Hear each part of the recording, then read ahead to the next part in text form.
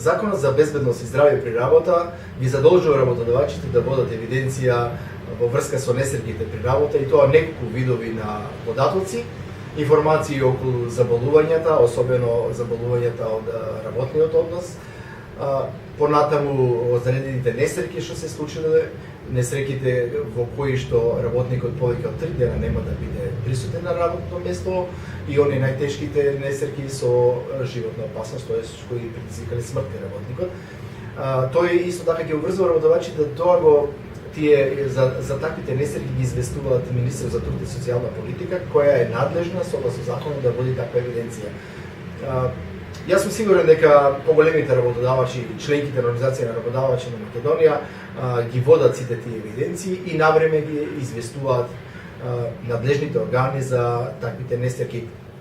Ние као Организација на работодавачи на Македонија немаме таква евиденција и не можеме точно да кажеме кој дел од работодавачите ги задоволуваат овие барања, кој не, но знаеме дека многу е важна оваа евиденција со цел да се води правилна евиденција која ќе овозможи анализа на несреќите, причините за тие несреќи и со цел да се дадат предлози за подобрување на имплементација на самиот закон.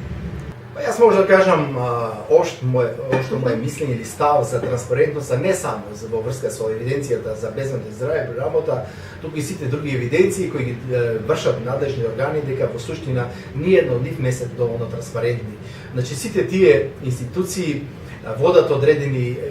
податоци, одредени евиденции или прават одредени анализи кои на крајот на краишата остануваат само за нив.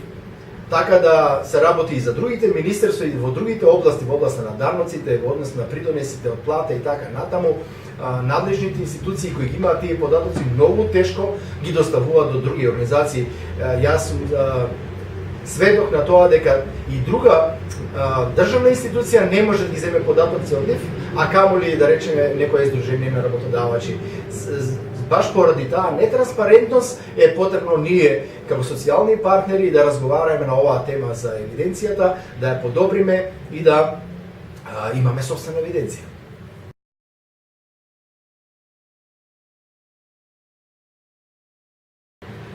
Ако земеме досегашното искуство од имплементацијата на закон, особено овие одредби,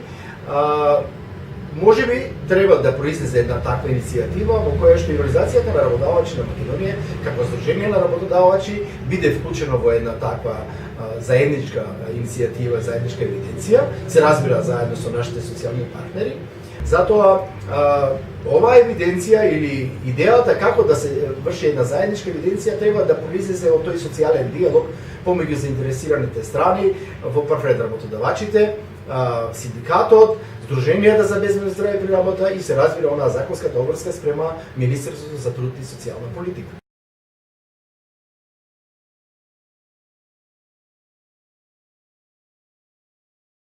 Единствен начин да се подобри оваа област е социјалниот диалог.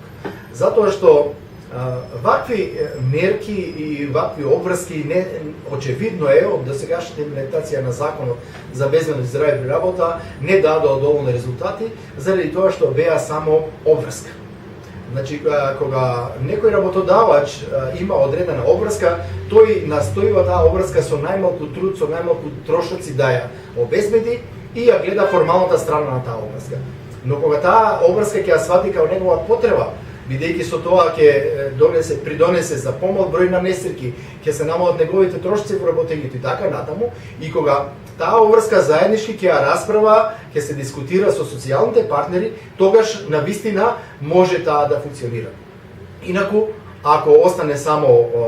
на хартија, тоа е обврска во законот, тогаш мислам дека резултатите нема да бидат онакви како што ги посакуваме. Впрочем, тоа го покажа и одредени измени на самиот закон за безбедност и здравје при работа, по инсистирање или на синдикатот или на некои други издруженија, се вметнаа одредени измени на законот со цел да го обврзат работодавачот за да поозбилно пристапи кон обврските од самиот закон. но се покажа дека пак тоа се сведе само на формално остварување, формално запазување на тие законски процедури, додека за да тој ја свати обврската како своја потреба, ќе треба да се делува и на друг начин, значи не само со законски обврски, по поглед на подигање на свесноста за значењето на безбедност и здраве при работа и, како што кажав, тоа да биде во една процедура на кореспонденција, на дискусија, на градење на ставови заеднички со социјалните партнери.